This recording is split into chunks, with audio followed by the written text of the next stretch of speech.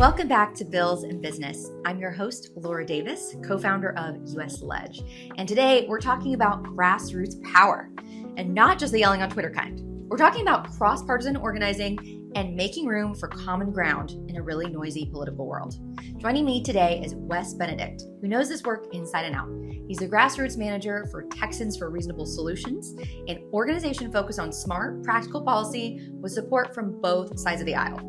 Wes has worked in advocacy for years and brings a kind of calm that is very refreshing right now. So welcome to the show. You have been on a wild ride too in some different fields. So I know you were an engineer before. Can you tell me a bit about that and how you got from being an engineer into politics? Yeah, okay. Yeah, I tell people I used to be a normal person. I was a manufacturing engineer, and then I decided I want to change the world and got involved in politics. So I've been doing politics in public policy for 20 years or so. I originally came to Texas and went to the University of Texas, got a mechanical engineering degree and worked for a major corporation and moved around the country quite a bit. And I enjoyed that. But I also found I like to discuss politics, and I like to argue with friends and debate politics and debate policies. And I did it a lot, and I found that I was doing it a whole lot with the same people over and over and over again. And even if I had changed their minds or a few people, that's still, what does that do? And I finally decided, rather than just arguing with the same people and not making any difference at all, I wanted to change what I was doing with my time and start working to change public policy. So I started volunteering with a political party to get involved, and that turned into a job and a full-time career that I've been doing for over 20 years now in various ways. Very cool. And so you were up in DC for a while representing Texans. Is that correct? What did you do up there? Right. I served as the executive director of the National Libertarian Party. So it's the third largest party in the United States. Of course, we're much smaller than Democrats and Republicans, but we are bigger than some of the other small parties out there. And it's been around for a long time, and it's very ideologically focused on free markets, freedom, individual liberties, those types of issues. For sure. Well, that's impressive that you made that jump and got in there quickly. So I grew up in the UK, and there's, as you know, there are about 20 political parties, maybe even more. So I always find that really interesting that everyone back home is like, there's only two parties? I'm like, well, There's more. There's definitely more. Yeah, our system of they call it first past the post or a single winner districts tends to favor or move so that there are two major parties, but third parties still have impacts in ways that's not always obvious at the polls on election day.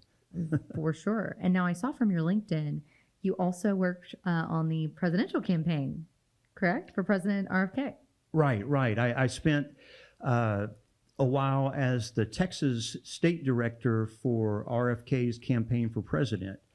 And that was interesting. It was I liked working with different kinds of folks. A lot of them were looking for change against the two parties, not happy with just all the bickering that happens, wanting to focus on certain issues. And so that was an interesting thing. Now, when he endorsed Trump, and I'm not for or against Republicans or Democrats over the other, but I just decided I've spent so much of my time and my life asking people to volunteer for third parties or independents, give their time and give their money, that it wasn't appropriate for me to work directly for a major party campaign. So I went back to doing other things after he dropped out of the race.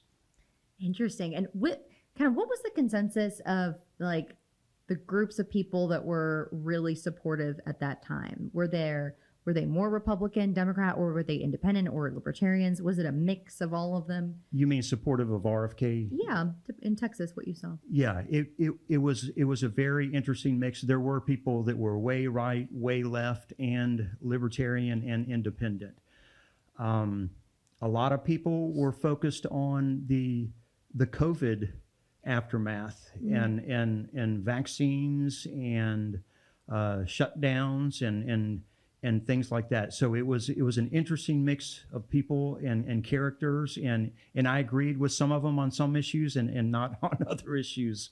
But what I did like is it was challenging the two-party system, and I think RFK, when you would ask him a question, he would really think about the issues. He's very knowledgeable, and he would give serious answers. Not everyone agrees with the issues, and certainly his positions on vaccines are quite controversial, and some people agree and some people don't agree. Sure. But on that and many other issues, he wasn't just giving sound bites to insult one side or insult the other. He was giving what he really thought were good solutions to serious problems. Very interesting time. And so after that, how did you get involved with Texans for Reasonable Solutions and meet Nicole? Well, some of that came from the fact that I had met some new people working on the RFK campaign, and it was through some of those contacts that someone reached out to me and said, hey, would you be interested in serving as the Grassroots Manager for Texans for Reasonable Solutions? And when I went and looked on their website and saw some of the people on their board and what they stood for, the mostly freedom, free market solutions to problems, and maybe as a libertarian and an RFK supporter, I hadn't always been reasonable in the past. This was Texans for Reasonable Solutions, so I knew I was going to have to be reasonable. You felt like you had to change? Is that what you're saying? I didn't have to change much. Most of what Texans for Reasonable Solutions stands for are issues that I actually totally agreed with and was lined up with already. So, but maybe a lot of my prior work had been more as a complainer, saying, okay, Republicans and Democrats are doing this wrong. Sure. Here's what they should do instead. In this role, it's more of working with the Republicans and Democrats in the legislature, because there aren't any independents or libertarians or third parties in the Texas legislature. So we have to work with Republicans and Democrats, the legislators themselves, and convince them to support issues that we support.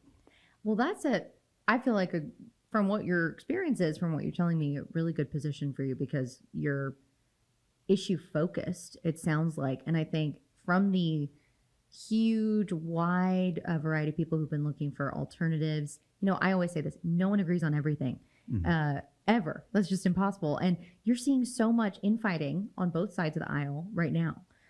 So I do think that going issue-based is really interesting approach. So I would love to learn more. Can you tell me more about what Texans for Reasonable Solutions stands for and what your big issues are that you're supporting and looking to change? Yeah, a lot of people are motivated by anger and hate, and they focus on just insulting the other side or insulting the other politicians. And that's not what Texans for Reasonable Solutions is about. We wanted to solve problems and focus on issues that affect everybody and where we can get a good consensus of a lot of folks all across the political spectrum to support issues that people would support. So one of our issues was housing, and everyone lives in a house or owns a house or rents an apartment or lives in an apartment.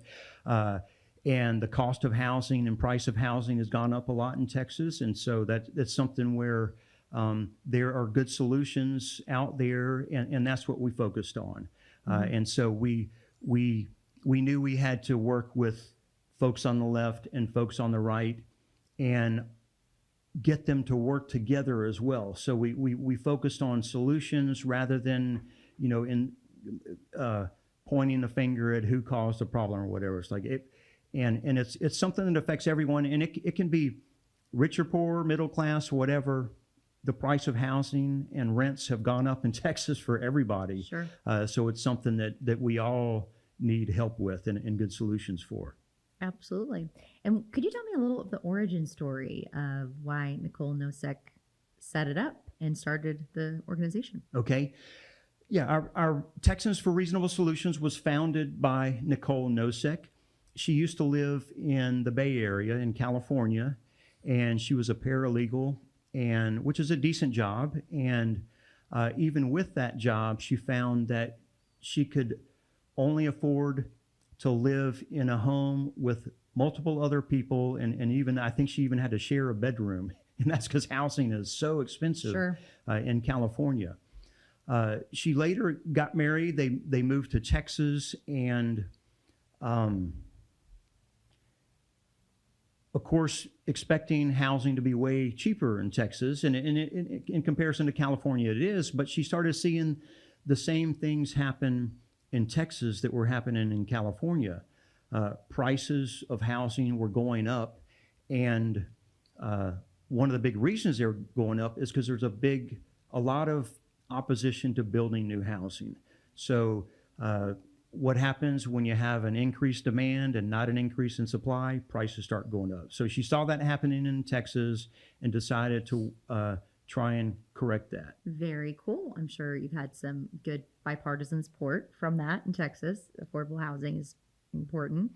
How do you really approach bipartisanship with the grassroots typically? So we were a small new organization, and Texas is a big place. The legislature is large. There's 150 state representatives, 31 senators, a lot of entrenched public policy organizations and activist groups.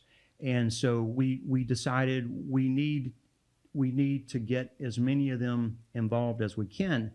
And people are motivated by different things. When it came to working with conservatives and folks on the right, we tended to focus more on how our solutions were free market solutions. They did not require taxes or revenue. So like the bills we passed did not increase the Texas budget. What they did was remove some restrictions and make it easier for the free market to work.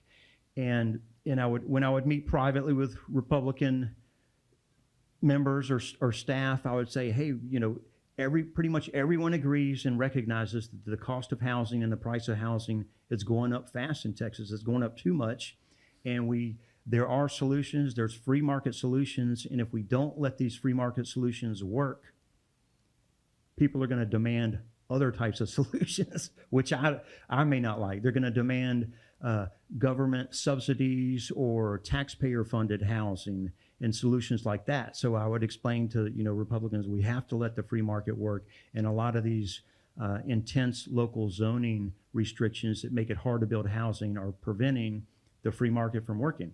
We want more housing, and so that means, and there are builders ready to build, there are renters and people wanting to rent or buy a home, and so let's get some of these restrictions out of the way so the government doesn't have to provide housing. The free market can do it. When working with some of the more left-leaning groups, we would again bring up the point that the price and cost of housing has gone up, and people in the lower income levels, working families, teachers, firefighters, they can no longer afford housing. And it's not just in some of the big cities or expensive cities like Austin is thought of. With COVID, the way people work changed. People could now work remotely, and a lot of people went to all the rural cities that used to be the cheap places to live, or the less expensive. And so the prices of housing went up everywhere. In the cities, suburbs, and in the rural areas, and so it's a problem for everyone. So we focus on the fact that we need more housing. You can do some programs that provide affordable housing, but everyone in Texas needs more affordable housing, and so we need to pass some bills that allow more supply. It'll help lower income and working folks. And then another way we would appeal to more of the left-leaning folks is when you think about, zoom out and look down on Texas or look at the cities.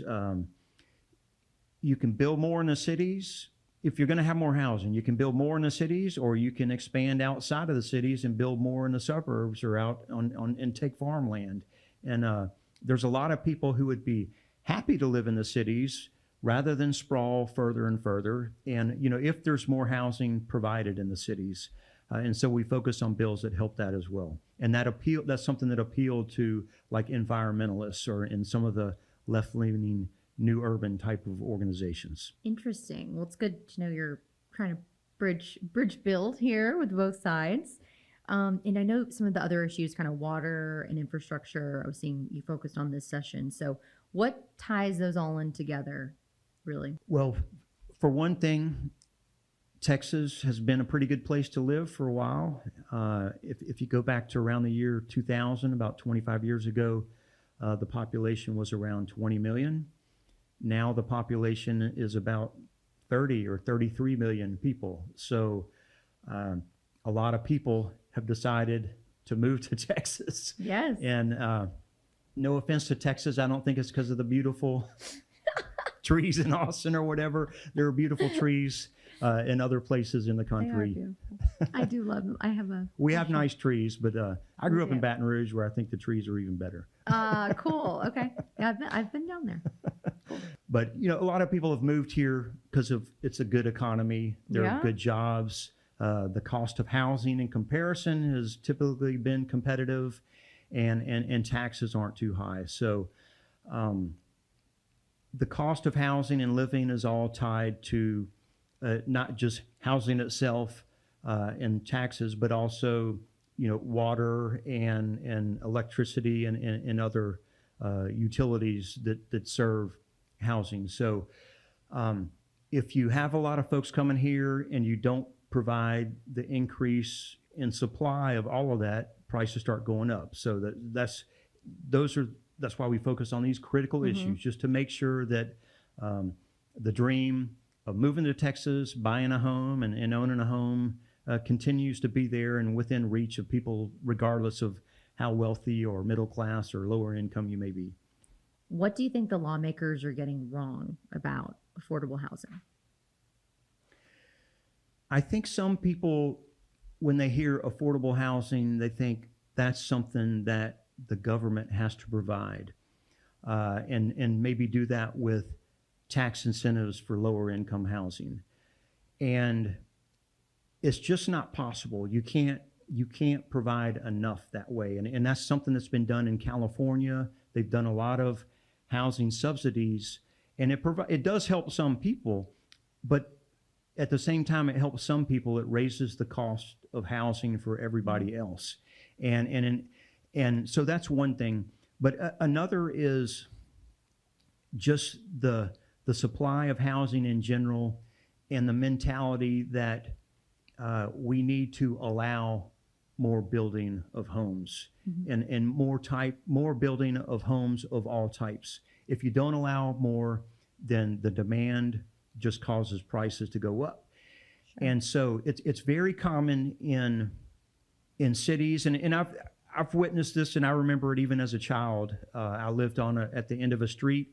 There was a field parallel to that street, and there was a proposal to put apartments in that field, and there was an uproar in the neighborhood. Oh, we don't want apartments. We like the field. Oh, we don't want more people around. We don't want traffic. It's going to be noisy. Maybe there will be criminals in those apartments.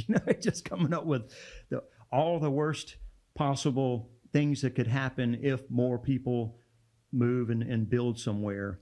And it's that way all over, not just Texas. I've lived all over the country. It's that way everywhere. There's just something natural about wishing more people wouldn't come to build. And I don't know if you can imagine like a beautiful new, very rural county with hardly anyone there. There's 11 people. Well, let's say there's 20 people in a whole county. 11 of them build homes on their properties, and 9 haven't done it yet. Well, then they decide to form a city, and they pass an ordinance that says, we already have enough housing and traffic in our county. We don't want anyone else to build. That's kind of how a lot of city regulations and that's kind of how democracy works. And it's not as obvious and as blatant as that. And not everyone is it's not always like I want to take away your right to build, but I think when people stand back and think about it, it's like, yeah, no one really wants more housing or more apartments or this or that near where they live. If everyone feels that way, that means no one can build anywhere. And if we do that, if you have children, they're going to have to live with you for the rest of your lives, or we're going to have to allow more homes to be built. So I think what politicians have sometimes missed is that, everyone is kind of like not in my backyard, or not even in my neighbor's backyard, or not in the neighborhood, or maybe not in our county or city. That mentality is a natural thing, and we need to change that mentality to say, hey, we have to allow building, and we kind of should let it happen everywhere, so that people do have a place to live. And if you allow it everywhere, it's not like everywhere is going to start building, but it just makes it so people are sharing some of the population growth that happens. Interesting. And obviously there's some tension between state and local a lot. So how did that play out this session with this housing conversation? It was a very common topic, and it's been a topic not just on housing but other issues, and I've kind of always leaned towards local control is better than state control, right? And maybe state control is better than federal control, but I've looked at it differently on some issues. And let's just look at the First Amendment and the Second Amendment. We don't allow cities to infringe on our First Amendment rights to free speech. We also don't let cities infringe on our Second Amendment rights, to own a gun. Those are protected by the federal government. There are a lot of cities that would restrict those rights if it weren't for the federal constitution that the states have signed on to that protected those rights. There's other civil rights and other things as well that are protected. So I like to look at it when it comes to housing, local control versus not state control, but local control versus local freedom. We need to protect the freedom of property owners as much as we can. Cities, all municipalities they were created or explained how to be formed in the state constitution, the state of Texas Constitution. And the purpose of cities is not to take away other people's rights nearby. The purpose of cities is to serve the people and make it easier to provide services like utilities, roads, electricity to make their lives better. And when cities mostly focus on taking away property rights rather than respecting property rights, I think it's appropriate for the state to step in. And it's been a problem statewide in all cities, whether they're Democrat-controlled big cities or Republican-controlled small cities in Texas. Is that the breakdown typically? That is the tip. That's the breakdown typically, not just in Texas. But a lot of the state needs to respect the rights of individuals and protect the rights of individuals when cities are taking on more than what they were designed to do. So, but that's not an easy thing, and it's Sure. You have Republican and Democratic city leaders often at odds with what states want to do, and it's not just a Texas is Republican controlled. Those same issues happen in democratically controlled states like California and others. So I don't know, it'll always be a tension between local and state and federal governments. It's very interesting. And you mentioned, we've increased in population in Texas hugely over the last 20, 25 years. So let's not forget water. Like that demand is going up all the time. So how are you engaged in the water policy side this session too? Yeah, water is a big issue. And I'll tell you, I grew up in Louisiana and I've lived in many states in addition to Texas. And my water bill was really never something I thought about much. It was usually a small number, like $20 or $40 or something. But then when I moved into a house in Austin in a homeowners association that requires that you keep your grass green all year, all year long. Suddenly I'm noticing my water bill is like over $200. And, it doesn't rain much here also. My water bill is over $200, sometimes $300. And I'm realizing, okay, wait, water, and that's more than my electricity. Yeah. You start to realize, okay, water is a significant issue. It's not just a simple resource that there's tons of that you don't have to worry about. It's a complicated issue. There's multiple sources of water, and I don't want to try and get into all the possible options out there, but I treat it the same way as I would think about power, electricity, or housing, or any other resource. You can always have more of it, but it's going to start costing more and more the more of it you use. So that needs to be kept in mind. For sure. And how do all these issues affect businesses in Texas, business owners? A lot of our listeners are on that side of things.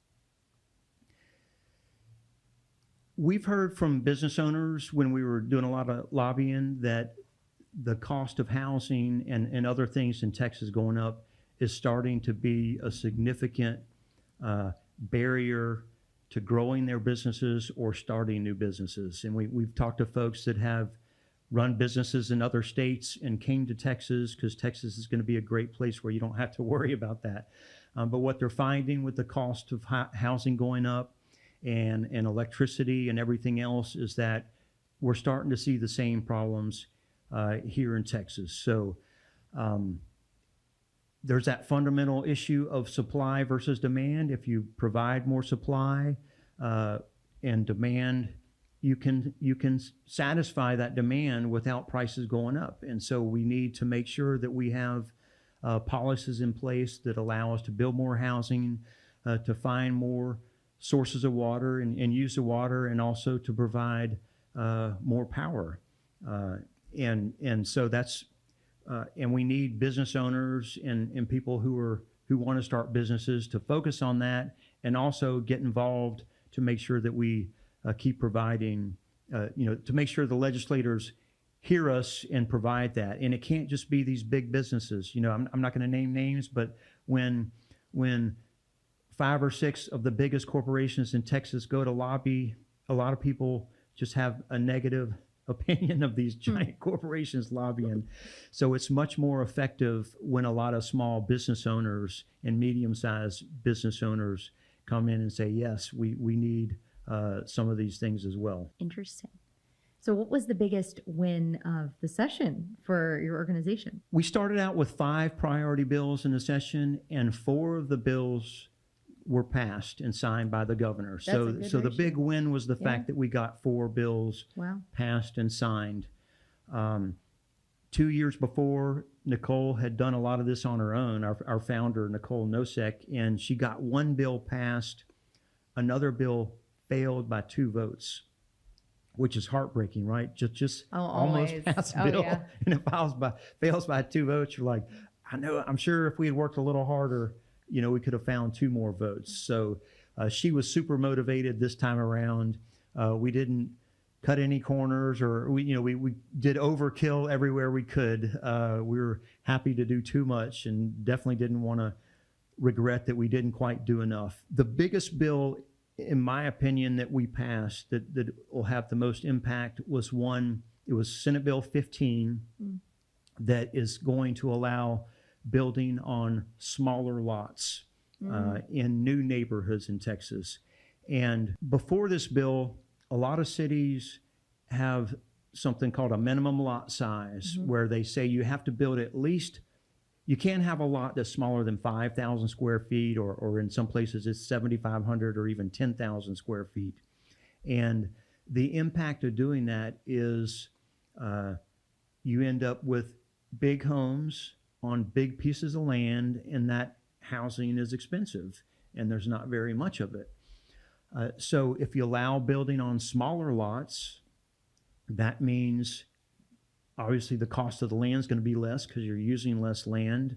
When that land price comes down, it makes building smaller homes. It's not just that the home has to be smaller because of the land size, but the economics work that it's okay to offer it's economically profitable to offer smaller homes because you're also going to put more of them. Smaller lots with smaller homes require shorter streets in front of the homes, shorter pipes for water and sewage leading up to the homes, shorter electrical power lines for the homes, and it just overall means more affordable homes for people. Now, I wish everyone could afford a giant $1 million home on a $1 million acre of land, but young people and folks with average jobs can't afford that. But a lot of them want to have a place to live. They don't want to just be stuck in apartments. And what we found in Texas, and this is true in California and other places, there's so much land zoned only for large single-family home lots that there's just not enough places for more affordable homes. And people will look, if you think about like a picturesque New England town, or even like one of these old small towns, a rural town in Texas where you got this little general store and a little courthouse and some little homes and a little school and a little church. Why don't we have that anymore? Well, a lot of the zoning policies make building new places like that illegal. It's actually zoned so that you can't have all these small type things close together and walkable in these little quaint towns. So the smaller lot bill, Senate Bill 15, it allows building on 3,000 square foot lots. Now, we would have liked it to have been even smaller, to allow on 1,500 square foot lots, but 3,000 is smaller than what it was. And it's not that it's not that builders can go into someone's existing neighborhood and start chopping up the land into smaller lots. Maybe that would be an okay thing in some people's minds, but that would scare a lot of people. A lot of folks don't want that. So this is restricted to new plots of land. So it has to be a new 5-acre or more piece of land or subdivision that's not already platted with housing and things. So allowing more homes per acre is going to mean more supply, more housing, and so the prices don't have to keep going up. And what the other exciting thing about this bill is that it almost failed many times. It was kicked out on points of order 2 or 3 times, like in the last 2 or 3 days of the session, and it was just, but finally, we kept coming up with ways to get it back on the schedule, and finally it was passed. So that was a big deal for us. What was the biggest opposition to that bill? One argument was this whole local should get to set the rules versus the state setting the rules. That was one argument that was made. The other is there are a lot of people who think more, I'm going to call them selfish because I'm going to, that's a little controversial, but they're selfish. They just want a bunch of big expensive homes all around them. They don't want to allow middle income or lower income folks to be anywhere near they are. And so that's kind of a common thing in a lot of places. So the opposition was, well, I don't want people who can't afford a home as big as mine to live too close to me. And it's kind of it's inappropriate. I mean, it's not the right way to be. I think we have children. We want them to have a place to live, and everyone can't be rich. So if we're not going to tax ourselves and provide homes for these folks, then we need to let them have a place to have a home as well. People just out of college, a small home on smaller land is not for everyone. And I know even when I was a kid and even later on, driving around with friends and someone will say, oh, I don't like that. Look how small those houses are. They're too close together. How can they live without a yard? Well, some people don't want a yard. Some people would rather not have to choose between just an apartment or a big old home. They would like something in between. And that's what this bill helped provide. And so I'm glad it passed. I think it's good for the people, and it's really not a burden on anyone else either. It's going to be interesting to see Austin and the city change from that too, because I know in East Austin there's a ton of lots, and A lot of people, there's a lot of change in that area specifically. And I know a lot of ADUs getting built and other smaller homes. So I'm really interested to see what that looks like. Because I'm also sure a lot of people don't want to have to live 2 hours away. They want to be able to live closer to the city. So right, and that's one way we appealed to the left, and I would say the environmental faction. A lot of people who aren't wealthy would be happy to live in the city. They'd be happy to live in downtown Austin or close to it. Same thing in Houston or Dallas. They would be happy to live somewhere like that, but they can't afford to. So they end up renting an apartment and then having to drive an hour each way. So it's burdensome for the time. It also requires bigger highways and streets, and which means more air pollution from driving and everything.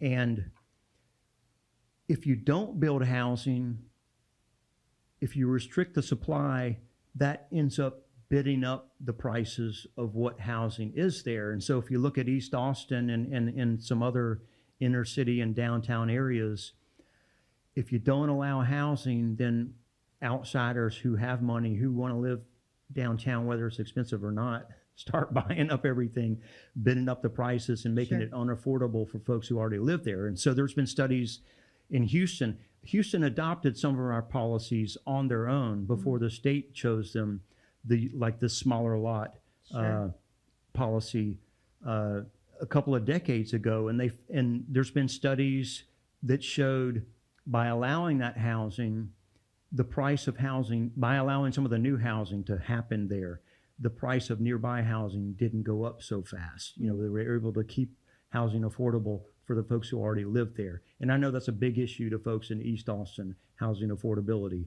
And it's not a simple issue, but allowing more housing so we don't bid up the price of the existing housing is a good solution. Very interesting stuff. And I can see how that appeals to both sides. Everyone's interested. Everyone has to live in a house. So like you said. Right. So Wes, you mentioned you passed 3 other bills. What were those topics about? One of the other bills that passed was to allow conversion of office or other light industrial or commercial space to housing. So there are a lot of, think of like strip malls or office buildings that are not fully utilized. With COVID, a lot of people started shopping more online because they were forced to. They had to buy online rather because the stores were closed, and a lot of people started working from home. So there's a lot of excess retail space out there as well as excess office space. I think it's even been 20 to 30 or 40% of office space in the major cities in Texas is vacant. So not all of it's appropriate to converting to housing, but some of it is. And so one of the bills we passed allows converting that space to housing or mixed use without having to go through a zoning process hearing at the city. So zoning cases can drag things out for months or years. So knowing that you can do it means more developers will be willing to go through the design steps and build that housing. Interesting. Another bill we passed, we called it Ending Tyrant's Veto. Oh, wow. So imagine this neighborhood tyrant saying no to everything out that people want to do. There's a situation, and this was a statewide issue. If there's a piece of land and someone wants to make a zoning change to allow more housing, all it takes, if 20% of the neighbors object to it, of the adjacent neighbors object to it, they can stop it and trigger a city council requirement that a supermajority of the city council has to approve something. So imagine a neighborhood is mostly okay with converting that field to 3 homes for Habitat for Humanity or something like that. But just 20% object. They can then file a petition objecting to it, and the city council, even if 51% of the city council wants it, so even if 51% of the neighbors and 51% of the city council want something, that 20% can trigger a 75% supermajority. So lots and lots of things have been stopped in cities throughout Texas over the years. And it's a law dating back to the 20s, the 1920s. It's a 100-year-old law, so that's now changed. We passed a bill ending tyrant's veto. So now it takes more adjacent owners to object, and then a city council with 51% can still over or approve something, I would say. So that should make it easier to build some things in some neighborhoods where there's significant support. Really interesting. Wow. What are some of the other things now that we're through the special sessions? Fingers crossed, who knows? Maybe there's more. What are you working on before next session? So we got some good housing bills passed. I think there are still opportunities for more policy changes in the next couple of years that affect housing, but we're also wanting to focus on energy as well. If you look at, and in particular, electricity and the grid. If you look at electricity over the past couple of decades, because there's been a lot of efforts towards efficiency and saving energy, the growth has only been about 1% per year. But in recent years, there's been a big uptick in the demand. And so rather than growing 1% per year, it's been growing closer to 3 or 4% a year. And a lot of that is due to, well, for example, cars. More people are using electrical cars, battery cars. But also with these huge data centers and artificial intelligence, the demand for computing is going way up, and those use a ton of power. There was recently a development approved in Louisiana. It's a Meta data computing center. That single place is going to use more electricity it's going to use 3 times more electricity than all of the city of New Orleans. Oh, wow. And I had to read that like 3 times before I believed it. Stat. And before I told other people, because, I don't like to be one of those people who exaggerates everything. Sure. And maybe the stories are exaggerating it some, but that's a ton of new power, new electricity. So we want to focus, just like with housing, we want to make sure that too many rules and regulations don't get in the way of providing more housing. We want to make sure that rules and regulations in Texas allow more power to happen. And we're not for or against any particular energy source. So there's natural, for electricity, a lot of it comes from natural gas power plants, or there's some nuclear, and there's solar and wind power. There hasn't been much nuclear lately.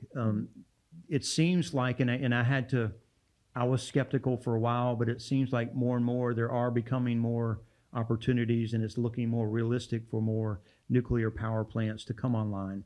So we want to make sure that the policies here in Texas, we have a good, reasonable market so that all of the different forms of energy could compete, and we're probably going to need all of them to grow some, and we want to make sure that's possible. So we're focused on understanding Texas policies related to energy and make sure that we have policies and make any changes that might need to be needed in the future to make sure we allow that growth to continue happening.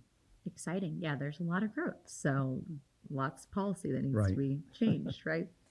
Well, that is really exciting what you're working on. And what's giving you the most hope? You've seen, you've worked in a lot of different political roles, and you're seeing both sides come together on a lot of these things. So I like to leave people with some hopeful news. Anything you can share? Yeah, and I would say, Texas and America in general are nice places, but they're not perfect. They're not perfect. No, we're I think they're better than a lot of places. Texas is better than most other states. Maybe it's the best state. But it's not like it's just naturally destined to be that way or stay that way. We have to make sure that we get active and stay active and make changes when necessary so that we do keep these places a good place to live or make them a better place to live. And a lot of folks do get distracted or bogged down in just partisan bickering and insulting the other guy, and personal insults and things. And you can do that, but you don't have to be part of that. You can ignore all of that and focus on policies. And I'm just finding that by focusing on a few policies at the Texas legislature, we've been able to pass some good bills that should make lives better for most Texans. And that gives me hope that if you watch just the bickering, it can be depressing. It can be amusing also. Sure. But it's not, that's more like a football game. That's like the Aggies and the Longhorns battling each other. I don't know that there's much progress beyond the battle's the fun part of it, but you can get involved in ways that change policies and make things better. And anyone can do it. We engaged a lot of experts who were from some of these major think tanks where we had experts on housing policy, and they knew facts and figures and economic analysis and things. But we also had a lot of people who were just regular folks, and we wanted a lot of them to just come show up to the legislature, testify at a hearing, and say, hey, I'm a mom, I'm a wedding planner, or I'm a data scientist, and I don't really know a lot about housing, but I have 2 children who just graduated from college, and they both telling me they can't afford rent and they can't afford a new home, and so they're living in my house, and I want to get them out of the house. And so regular people like that go to the legislature and testify and explain, hey, the cost of housing is affecting everyone. They make a difference. Well, thank you for that. That's very hopeful, and I love that message to leave off. Wes, any final thoughts on kind of what's going on over the next year and a half while we wait for the next legislative session on the policy side? We're just going to be focused on housing and power again, because I think that's it's things where businesses and homeowners are still concerned.